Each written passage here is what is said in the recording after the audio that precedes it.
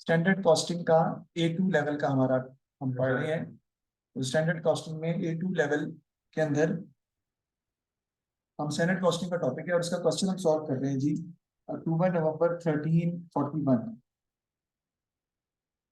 तो अक्टूबर नवंबर 1341 का हमारा सवाल है जो हम सॉल्व करने जा रहे हैं। अब हम देखते हैं कि ये सवाल मुश्किल है आसान है या हम किस तरीके से इसको मैनेज करेंगे।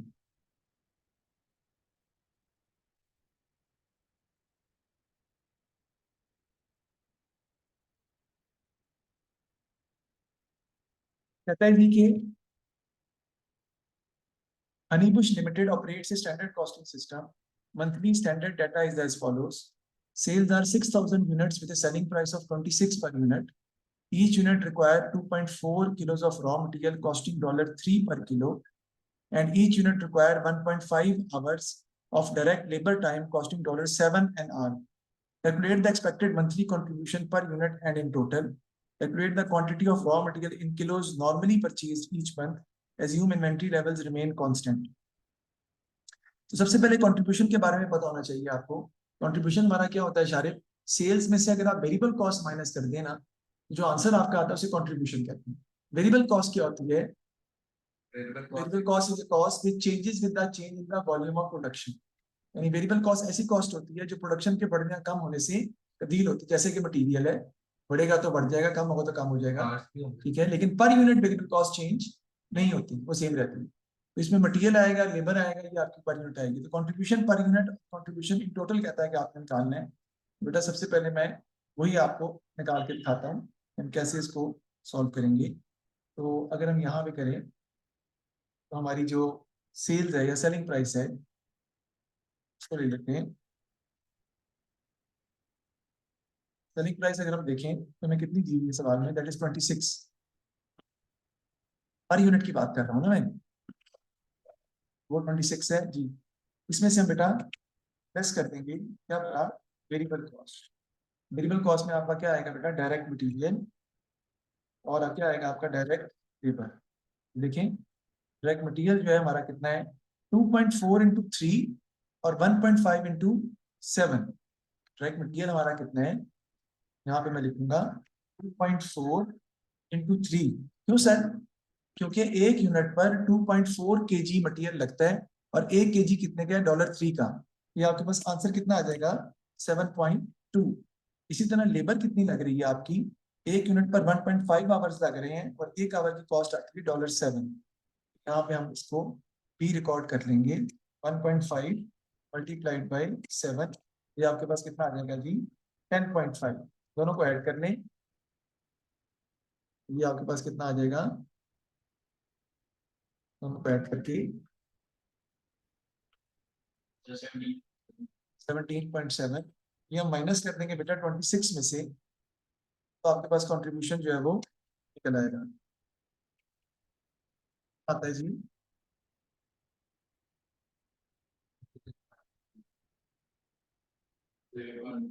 8.3। टोटल कंट्रीब्यूशन निकाल लेते हैं, ये आसान है। कैसे सर? टोटल कंट्रीब्यूशन क्या होगा? यूनिट्स के साथ मल्टीप्लाई कर देंगे पर यूनिट कंट्रीब्यूशन को इनटू 8.3, तो आपके पास टोटल कंट्रीब्यूशन आ जाएगा, अमाउंट में आ जाएगा ना। 6,000 से मल्टीप्लाई करेंगे तो अमाउंट में आ जाएगा 49,800। हमने कंट्रीब्यूशन अपना फाइंड कर लिया जी, 8 नंबर का। उसके बाद कहता है calculate the quantity of raw material in kilos normally purchased each month, assume inventory levels remain constant. तो नॉर्मली कितनी क्वांटिटी रॉ मटेरियल की इस्तेमाल होती है, या आप कह दें कितने केजी जो है रॉ मटेरियल के इस्तेमाल होते हैं। तो 6,000 यूनिट्स हैं और एक यूनिट पर कितना रॉ मटेरियल लग रहा है बेटा? 2.4। तो आपके पास केजीज आ जाएंगे 14,400 केजी आपका रॉ मटेरियल इस्तेमाल होता है नॉर्मली, बजट के हिसाब से। नॉर्मली दिया है ना, स्टैंडर्ड के हिसाब से अगर आप 6,000 यूनिट बनाते हैं तो एक यूनिट पर 2.4 केजी का मटेरियल इस्तेमाल होता है। 14,400 केजी आपके इस्तेमाल हो जाएंगे। ये 2 नंबर भी आपको मिल गए। अब आगे हमारा सवाल शुरू होता है जिसका ताल्लुक डायरेक्टली जो है वो वेरिएंसेस के साथ है या सेल्स वेरिएंसेस के साथ है। तो कहते हैं जी early in 2013 a new supplier entered the market selling the required raw material at 1.8 per kilo. पहले रॉ मटेरियल की जो प्राइस थी, स्टैंडर्ड प्राइस जो रॉ मटेरियल की थी पर केजी या पर किलो, वो थी $3। अब कितनी हो गई है? 1.8। यानी स्टैंडर्ड जो प्राइस थी वो 3 थी, जबकि जो एक्चुअल प्राइस है वो 1.8 है। In April, Honey Bush Limited bought all material from the new supplier. The raw material are more difficult to work with. Therefore, each unit required 2.6 kilo. 2.6 kilo लग रहे हैं, पहले कितने लग रहे थे? 2.4। एक्चुअल जो किलोस लग रहे हैं वो 2.6 हैं, और एक्चुअल 1 किलो की प्राइस कितनी है? 1.8। क्यों सर? इसलिए कि जब मटेरियल्स की प्राइस सस्ती हो गई ना, तो वो इसका मतलब है मटेरियल की क्वालिटी इतनी अच्छी नहीं है, जिसकी वजह से मटेरियल 2.4 की जगह 2.6 लग रहा है actually. And labour took 40% longer than usual to produce. इसीलिए लेबर को भी ज्यादा टाइम लग रहा है प्रोडक्ट को बनाने में, क्योंकि मटेरियल अच्छा नहीं है। 40% ज्यादा लग रहा है। पहले आप कितने आवर्स ले रहे थे? 1.5। 1.5 का 40% निकालें और उसी में ऐड कर दें, तो आपके एक्चुअल आवर्स आ जाएंगे, दैट इज 2.1 आवर। यानी स्टैंडर्ड के हिसाब से एक यूनिट पर 1.5 आवर लग रहे हैं, लेकिन एक्चुअल जो है वो आवर्स 40% ज्यादा है। 1.5 का 40% निकालेंगे बेटा, वो आएगा 0.6। वो 1.5 में ऐड कर लेंगे तो आपके आ जाएंगे एक्चुअल आवर जो एक यूनिट पर लग रहे हैं। 1.5 का 40% निकालें ना, तो बात है 0.6। ये 2.1, एक यूनिट पर 2.1 आवर लग रहे हैं एक्चुअल के हिसाब से। और एक आवर पर कॉस्ट कितनी आ रही है? Overtime cost the average wage rate to rise to 7.8। Actual wage rate जो है वो आपका 7.8 हो गया है, जबकि स्टैंडर्ड वेज रेट कितना था आपका? 7 था। Honey Bush Limited managed to produce and sell the usual 6,000 units. The selling price had risen by 0.5 per unit. पहले selling price कितनी थी? 26। अब कितनी हो जाएगी? 26.5। लेकिन इसमें एक चीज आसान है, यूनिट सेम है, यानी कि जो यूनिट्स बजटेड यूनिट्स जो है ना वो 6,000 है, और जो आप एक्चुअल यूनिट सेल कर रहे हैं वो भी 6,000 है। उसका मतलब है इसमें बेसिकली आपका सेल्स वॉल्यूम वेरिएंस जो है वो नहीं निकल सकता, क्योंकि सेल्स वॉल्यूम वेरिएंस इसलिए नहीं निकल सकता, सेल्स वॉल्यूम वेरिएंस फर्क होता है एक्चुअल यूनिट सोल्ड का और बजटेड यूनिट सोल्ड का, तो वो तो फर्क ही कोई नहीं है। बाकी सारे वेरिएंस हम निकलेंगे, हम निकालेंगे। तो सबसे पहले वो कहता है कि सेल्स प्राइस वेरिएंस जो है वो आपने फाइंड करना है। ये हम निकालते हैं सेल्स प्राइस वेरिएंस।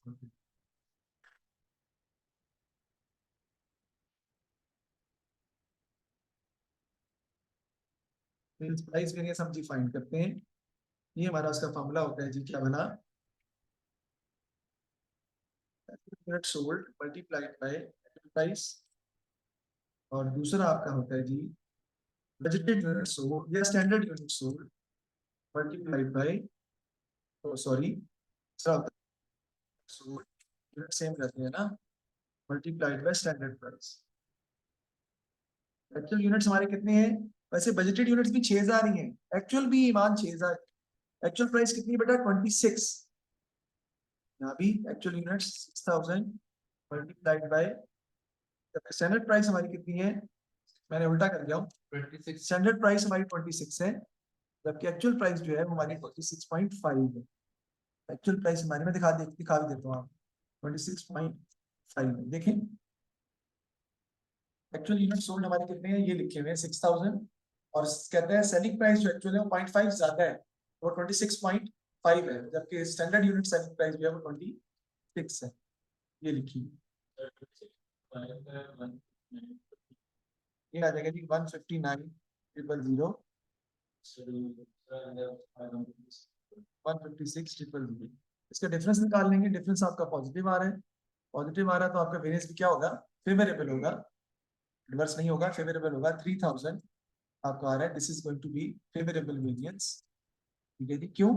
क्योंकि आप एक यूनिट बेचना चाह रहे थे कितने का? 26 का, लेकिन आप एक यूनिट कितने का बेच रहे हैं? 26.5 का, ज्यादा महंगा बेच रहे हैं, तो आपको डेफिनेटली फेवरेबल है, तो आपको इसका ओवरऑल जो है वो बेनिफिट ही हो रहा है। नेक्स्ट हम निकालना है जी, अब मटीरियल वेरिएंसेस के बारे में बात करते हैं कि वो हमारे जो है वो कितने निकलने चाहिए। सबसे पहले आपका आता है जी यहाँ पे मटीरियल प्राइस वेरिएंस।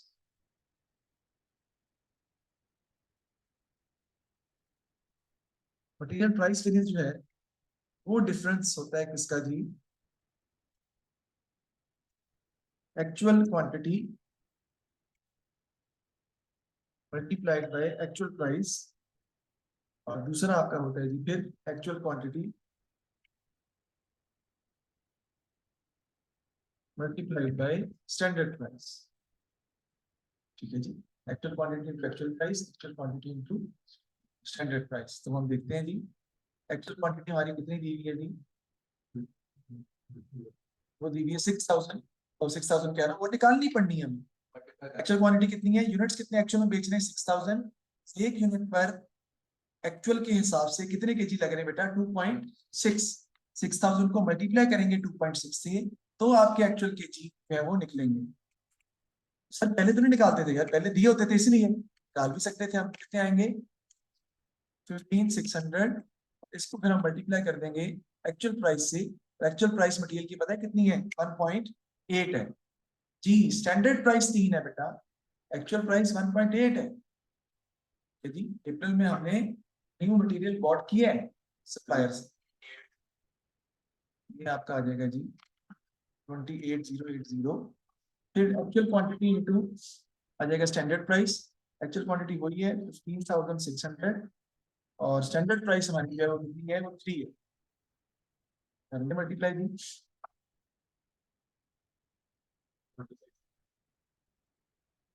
46 46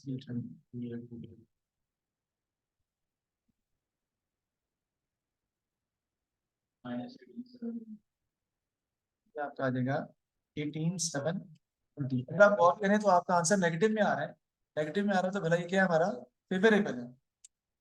अब तो इसको गौर भी कर लेते हैं। बेटा आप चाहते थे कि आप एक यूनिट जो है वो, सॉरी, 1 केजी मटेरियल कितने का परचेज करें, 3 का, लेकिन आप असल में परचेज कितना कर रहे हैं, 1.8 का। आपको सस्ता पड़ रहा है, इसकी वजह से आपका मटेरियल प्राइस वेरिएंस जो है वो फेवरेबल निकल रहा है। आगे आ गया आपका मटेरियल यूजेज वेरिएंस।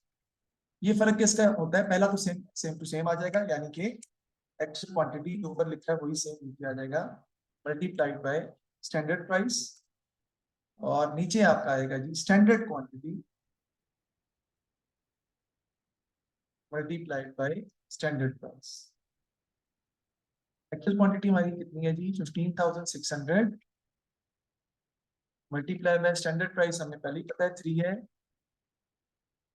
आपके पास जो अमाउंट आ जाएगी इसकी वो आ जाएगी 46800। स्टैंडर्ड क्वांटिटी कितनी है ये निकालनी पड़ेगी। वो कैसे निकालते हैं, एक्चुअल यूनिट्स पर स्टैंडर्ड के हिसाब से कितने केजी लग रहे हैं। सर एक्चुअल यूनिट्स भी तो वही हैं जो स्टैंडर्ड यूनिट्स हैं, यस, एक्चुअल यूनिट्स भी आपके 6000 हैं, लेकिन एक्चुअल यूनिट्स पर स्टैंडर्ड के हिसाब से कितने केजी लग रहे हैं, वो कितने हैं, वो 2.4 है, वो 2.6 नहीं है। एक्चुअल यूनिट्स पर स्टैंडर्ड के हिसाब से कितने केजी लग रहे हैं, 6000 इंटू 2.4। वो आप अगर यहाँ निकालेंगे, हाँ जी, 6000 इंटू 2.4, वो आपके आ जाएंगे 14400, और मल्टीप्लाइड बाय स्टैंडर्ड प्राइस आपकी वही है 3, कितना आ जाएगा आपका 43200। आपका निकल आएगा मटेरियल यूजेज वेरिएंस के लिए। इसका डिफरेंस ले लेंगे, डिफरेंस बेटा आपका पॉजिटिव में आ रहा है। पॉजिटिव का मतलब क्या है, हमारा ये क्या है, एडवर्स है। और एडवर्स को हम समझ भी लेते हैं कि क्यों एडवर्स है, इसलिए कि आपने ये सोचा कि आपके मटेरियल में कितने केजी इस्तेमाल होंगे, 14400, लेकिन असल में आपके केजी इस्तेमाल कितने हुए, 15600। You have used more kgs than expected। इसकी वजह क्या हुई है, इसलिए कि आपने मटेरियल खरीदा था सस्ता, मटेरियल सस्ता होने की वजह से वो वेस्ट ज्यादा हो रहा है। जब वेस्ट ज्यादा होगा तो वो ज्यादा लगेगा, ज्यादा लगेगा तो आपकी केजी ऑटोमेटिकली ज्यादा लगेगा। ठीक हो गया।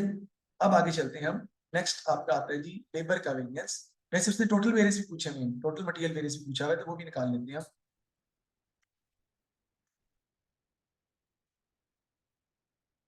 टोटल मटेरियल वेरिएंस भी उसने पूछा हुआ है,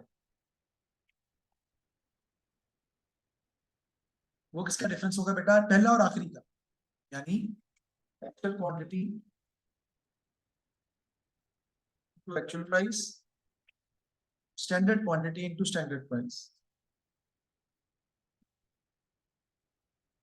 quantity into standard price. Actual quantity to actual price हम ऊपर निकाल चुके हैं 28080, और standard quantity to standard price ये भी हम निकाल चुके हैं 43200। इसका डिफरेंस ले लेंगे तो आपका टोटल मटेरियल वेरिएंस जो है वो आ जाएगा 15120, और ये आपका आ रहा है इसमें नेगेटिव में। इसका मतलब है कि हमारा क्या है, बना फेवरेबल। अगर इसको मिक्सअप करें तो आप देखिए 18720 अवेलेबल है मटेरियल प्राइस वेरिएंस, और मटेरियल यूजेज वेरिएंस 3600 एडवर्स है। वो माइनस कर दें अगर आप 18720 माइनस 3600, तो आपका वही आ जाएगा 18120। टोटल मटेरियल वेरिएंस फेवरेबल आपका निकल आएगा। आगे हमने निकालना है जी, नेक्स्ट हमारा है जी labour rate variance. Labour rate variance जो है डेफिनेटली वो हमारा फर्क किसका होता है जी, actual hours, actual hours labour hours में लगती है इनटू एक्चुअल प्राइस। अच्छा, ये एक्चुअल प्राइस को आप एक्चुअल रेट भी लिख सकते हैं, ये क्योंकि मैं नॉर्मली एक ही वर्ड यूज कर रहा हूँ इसलिए मैं उसको चेंज नहीं कर रहा। फिर actual hours into standard price. देखते हैं एक्चुअल आवर्स कितने बेटा। एक्चुअल यूनिट्स हम बना रहे हैं हमदा 6000, और एक यूनिट पर ईमान कितने आवर्स लग रहे हैं, दैट इज 40% मोर। तो कितने बने थे भला, 2.1। सर कैसे बेटा, 1.5 का निकाला था ना 40%, वो आया था 0.6। वो ज्यादा लग रहे हैं एक्चुअल आपके, 0.6 ज्यादा लग रहे हैं, यानी 2.1 लग रहे हैं 6000। एक्चुअल आवर्स आपके कैसे निकलेंगे, 6000 मल्टीप्लाइड बाय 2.1 कितने आते हैं, 12600 आवर्स आपके लगेंगे। और आपकी एक्चुअल प्राइस जो है वो कितनी है, 7.8। सर कैसे, दी हुई है, ये है वेज राइज हो गई 7.8 पे, तो आपकी एक्चुअल वेज रेट जो है वो 7.8 है। कितना आएगा जी,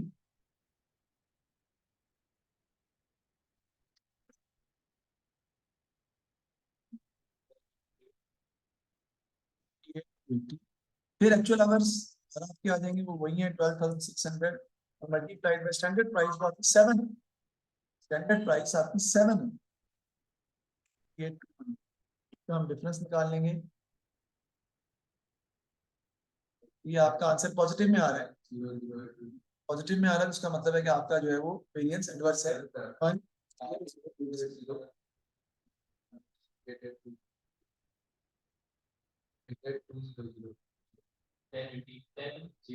जी जी, वही ना एडवर्स आ रहा है, क्यों, क्योंकि आप बेसिकली 7 रुपए खर्च करना चाह रहे थे, लेबर को $7 के हिसाब से पे करना चाह रहे थे, लेकिन आप पे कितना कर रहे हैं, 7.8 पे कर रहे हैं, आपको ज्यादा पे करना पड़ रहा है। आगे आपका आ जाएगा जी लेबर एफिशिएंसी वेरिएंस, और ये फर्क होता है, ऊपर वाला आंसर निकालना है उसका पहला, उसका last, actual hours into standard price, और फिर हम कंपेयर करते हैं इसको किससे, standard hours multiplied by standard price. Actual hours तो हमें पता है 12,600 की है, इनटू स्टैंडर्ड प्राइस आपकी 7 है, और अमाउंट भी आपको पता है क्योंकि आप ऑलरेडी निकाल चुके हैं 88200। स्टैंडर्ड आवर्स आपको निकालने पड़ेंगे, वो क्या होती है, एक्चुअल यूनिट्स पर स्टैंडर्ड के हिसाब से कितने घंटे लग रहे हैं। एक्चुअल यूनिट्स आपके कितने हैं बेटा, 6000, इन पर स्टैंडर्ड के हिसाब से एक यूनिट पर कितने घंटे लग रहे हैं, 1.5। 6000 इंटू 1.5 जो है वो आपके आएंगे स्टैंडर्ड आवर्स।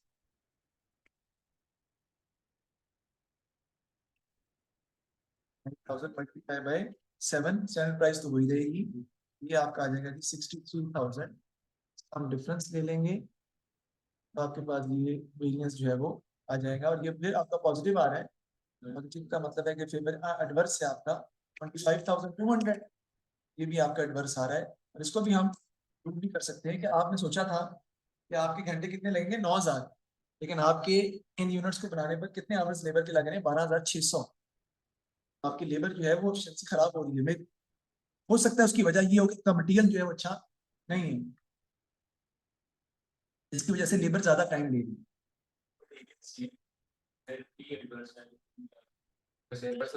लेबर जो है वो आपकी स्किल्ड नहीं है। लेबर रेट वेरियंस को आप देखेंगे वो क्या है, लेबर रेट तो हम ज्यादा पे कर रहे हैं, लेबर रेट ज्यादा पे होने की वजह के बावजूद भी आपका लेबर एफिशिएंसी वेरियंस एडवर्स आ रहा है। नहीं नहीं, हम हाँ ज्यादा पे एफिशिएंसी वेरियंस एडवर्स आ रहा है, क्यों, क्योंकि मटेरियल इतना गंदा है कि आपको स्किल्ड लेबर भी उसको सही बना नहीं पा रहा। अब निकालें टोटल लेबर वेरियंस, निकालें जल्दी से खुद, टोटल लेबर वेरियंस निकालें, actual hours into actual price, standard hours into standard price. 98280 का फर्क निकालेंगे 63,000 से।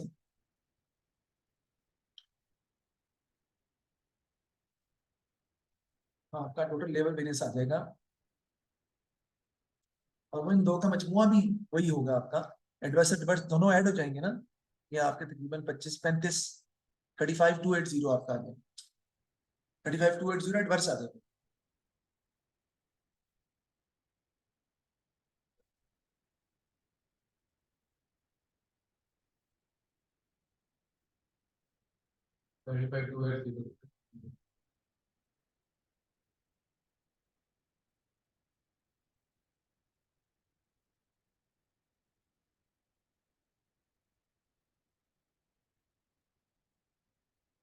ठीक है, इसके बाद तो ये हमने अपना लेबर वेरिएंसेस को हमने सॉल्व कर लिए और मटेरियल वेरिएंसेस को भी हमने सारे निकाल लिए। आगे कहता है जी, starting with the original expected total contribution from a, use this variances to calculate the actual total contribution.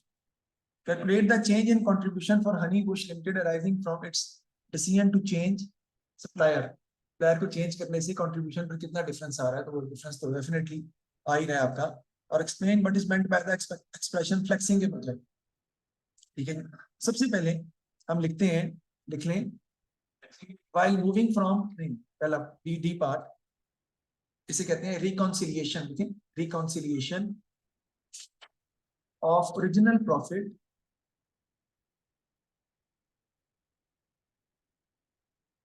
reconciliation of original profit with actual profit.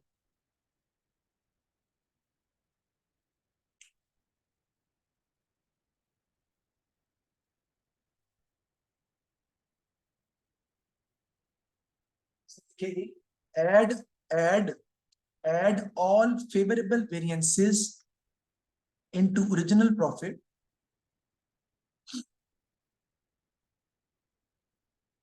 and subtract all adverse variances from original profit. Add all favorable variance in original profit and subtract all adverse variance in original profit to arrive at actual profit. To arrive at actual profit.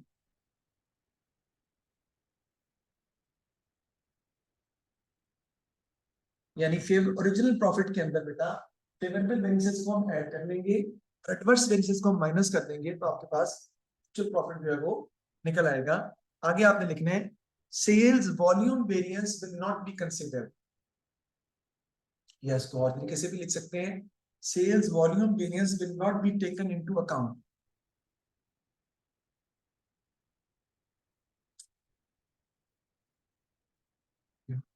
Sales volume variance will not be taken into price.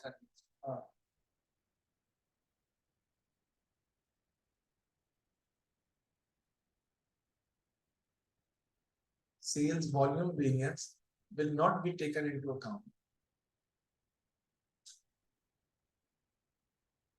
ठीक है जी बात। अब हम इसको हम कहते हैं reconciliation, और रिकॉन्सिलिएशन हम जो है वो कैसे बनाएंगे, ये हमारा नया टॉपिक है, इसमें एक तरह से देखिए क्योंकि बड़ा आसान है। अगर आपने ओरिजिनल कंट्रीब्यूशन से एक्चुअल कंट्रीब्यूशन निकालना चाहते हैं आप, इससे through variances in order to find actual contribution from original contribution through variances, तो हम क्या करते हैं बेटा, ओरिजिनल कंट्रीब्यूशन के अंदर जो कि हमारा कितना निकला हुआ है 49,800, हम सारे जो फेवरेबल वेरिएंसेस हैं वो क्या कर लेते हैं, ऐड कर लेते हैं, और जो एडवर्स वेरिएंस हैं वो क्या कर देते हैं, माइनस कर देते हैं, तो आपका एक्चुअल कंट्रीब्यूशन आ जाता है।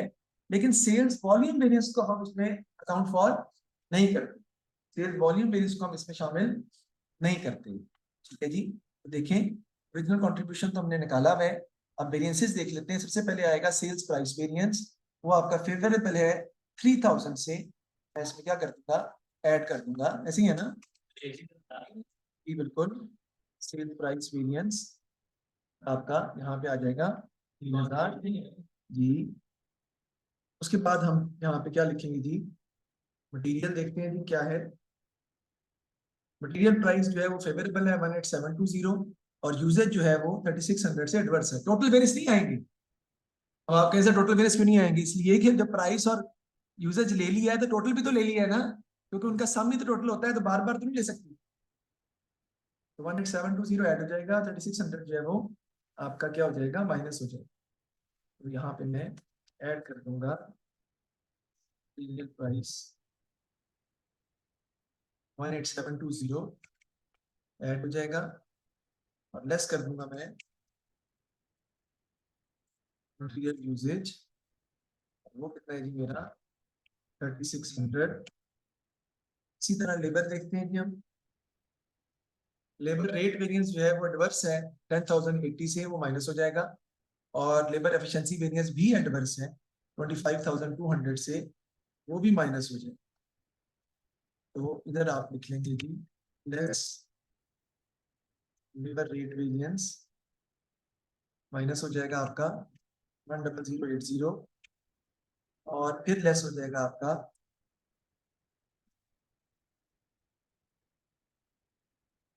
एफिशिएंसी वेरिएंस, और वो भी माइनस हो जाएगा आपका कितना 25,200।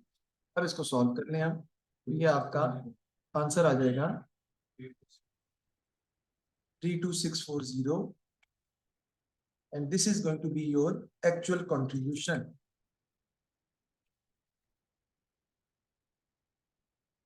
मैंने क्या निकाला जी, मैंने क्या reconciliation from original contribution to reconciliation of original contribution with actual contribution. देख सकते हैं इसको, तो मैंने बनाई है रिकॉन्सिलिएशन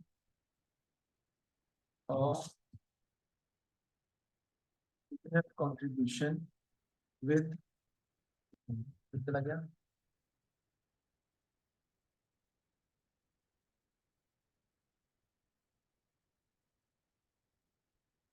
विद एक्चुअल कंट्रीब्यूशन,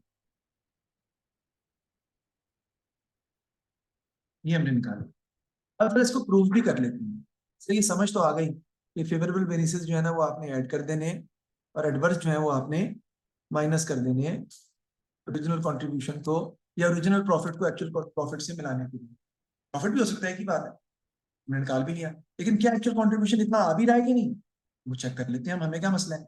देखें, अगर हम गौर करें, सवाल पे वापस चलते हैं, तो बेटा आपकी जो एक्चुअल सेलिंग प्राइस है, जैसे पीछे नहीं निकाला था आपने कंट्रीब्यूशन वगैरह, उससे निकाल लूंगा। एक्चुअल सेलिंग प्राइस जो है वो मेरी कितनी है बेटा 26.5, और इसमें से माइनस कर दूंगा मटेरियल पर यूनिट, वो कितना आएगा मेरा 2.6 इंटू 1.8, कितना आता है जी करें 2.6 इंटू 1.8, वो आपका मटेरियल आ जाएगा।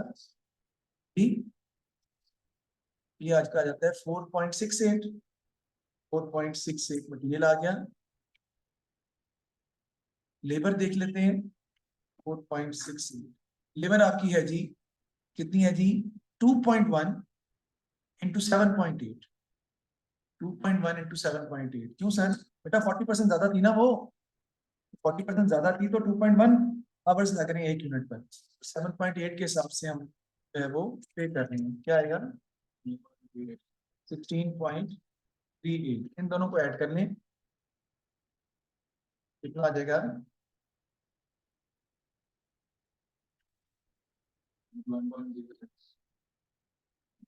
21.06, माइनस कर दें 26.5 में से 21.06, ये आपका contribution per unit, actual contribution per unit कितना आ जाएगा 5.44। इसको आप मल्टीप्लाई कर देंगे यूनिट से, एक्चुअल यूनिट्स कितने हैं 6000 मल्टीप्लाइड बाय 5.44, तो आपका एक्चुअल कंट्रीब्यूशन आ जाएगा टोटल में 32640, चेक करने वही आ रहा है आपका, हमने रिकॉन्सिलिएशन से निकाला है।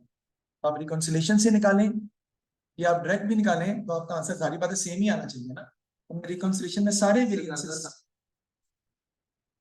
हाँ सारे वेरिएंसेस जो फेवरेबल वेरिएंसेस ऐड करनी है, एडवर्स माइनस कर दिए, तो आपके पास एक्चुअल कंट्रीब्यूशन आ गया। फिर मैंने एक्चुअल कंट्रीब्यूशन निकाल के भी दिखाया है कि 26.5 सेलिंग प्राइस है, उसमें से मटेरियल और लेबर मैंने माइनस किया तो 5.44 आपके पास आ गया contribution, actual contribution per unit, उसको मल्टीप्लाई कर दिया मैंने यूनिट्स के साथ, तो एक्चुअल कंट्रीब्यूशन टोटल में जो है वो मेरे पास निकला है 32640, जो इसके क्या आ रहा है जी बराबर आ रहा है, यानी इक्वल आ रहा है। ये हमने इसको सॉल्व जो है वो कर लिया। अब जरा गौर करें बेटा, अगर आप गौर करें तो इन दोनों चीजों के अंदर मैंने बताया था कि रिकॉन्सिलेशन में सेल्स वॉल्यूम वेरिएंस नहीं आता। सेल्स वॉल्यूम वेरिएंस इसलिए नहीं आता कि आप इसमें क्या कहते हैं उसे, ओरिजिनल कंट्रीब्यूशन और एक्चुअल कंट्रीब्यूशन में जो डिफरेंस आपका आ रहा है ना, वो यूनिट्स की वजह से नहीं आ रहा, वो रेट के फर्क की वजह से। यूनिट्स अब दोनों 6,000 ही है, नहीं समझे, एक्चुअल यूनिट्स भी 6,000 है और बजटेड यूनिट भी 6,000 है, यूनिट्स में तो कोई फर्क नहीं आ रहा। तो वो यूनिट्स की वजह से चेंज नहीं आ रहा, वो चेंज आ रहा है किसकी वजह से, रेट की वजह से। इसीलिए हम यूनिट्स में चेंज लेते ही नहीं इसका। यानी कि जितने भी वेरिएशन हमने यूज किए, सेल्स प्राइस हो जाए, material price, material usage, labour rate, labour efficiency, उसमें यूनिट सब में हमने एक्चुअली ली और वो बजट के बराबर नहीं हुए एक लाख का। इसलिए ये वॉल्यूम के डिफरेंस की वजह से नहीं आ रहा है, प्राइस के फर्क की वजह से आ रहा है। इसलिए हम सेल्स वॉल्यूम वेरिएंस को इसमें शामिल नहीं करते। जब आएगा उस पर इंशाल्लाह मजीद भी हम डिस्कस जो है वो करेंगे। उसके बाद ये कहता है जी कि फ्लेक्सिंग ए बजट बेसिकली क्या होता है, बल्कि सबसे पहले उसने कहा calculate the change in contribution for Honeycush limited from the decision to change supplier. पहले कंट्रीब्यूशन पर यूनिट हमारा कितना आ रहा था जी, 8.3, और अब कंट्रीब्यूशन पर यूनिट हमारा कितना हो गया है, 5.4। तो अगर आप सप्लायर को चेंज करते हैं, आपका कंट्रीब्यूशन पर यूनिट जो है वो क्या हो जाएगा, इंक्रीज कर जाएगा कितने से, जो भी 3.6 वगैरह दिखा रहे हैं। और मटेरियल जो है प्राइस, वो भी, उसमें भी फर्क आ रहा है, वो भी आपकी डिक्रीज कर जाएगी, 7.2 से 4.68 पे चली जाएगी, है ना, क्योंकि वो भी उसमें फर्क आ जाएगा, वो 4.68 पर चली गई है सप्लायर चेंज करने की वजह से। तो आपका कंट्रीब्यूशन पर यूनिट डिक्रीज कर रहा है, बल्कि तो क्या आप सप्लायर चेंज करेंगे, नहीं करेंगे। क्यों, इसलिए कि सप्लायर चेंज करने की वजह से आपको मटेरियल तो सस्ता मिल रहा है, भाई लेबर कॉस्ट बहुत ज्यादा बढ़ गई है। लेबर कॉस्ट बढ़ने की वजह से ओवरऑल आपको नुकसान हो रहा है, तो आपका contribution per unit 3 point something से जो है वो डिक्रीज कर जाएगा। फिर कहता है जी explain what is meant by the expression flexing a budget. तो फ्लेक्सिंग ए बजट का मतलब क्या होता है, if you are going to prepare a budget which is based on actual activity,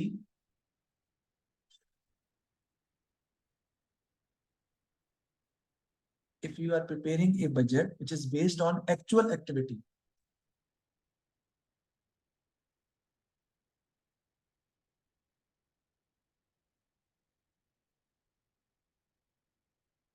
if you are preparing a budget which is based on actual activity, but rate has been used,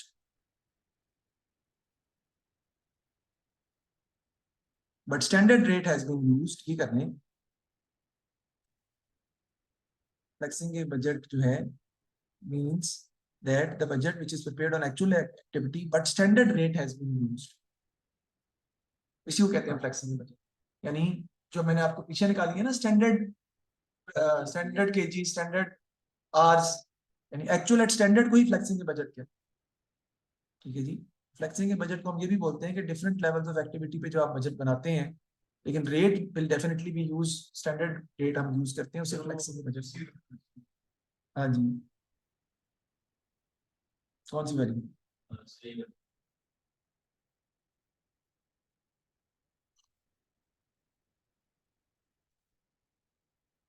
ठीक है जी, okay हो गया जी। तो इंशाल्लाह फिर next lecture में इससे आगे हम चलेंगे। Thank you very much,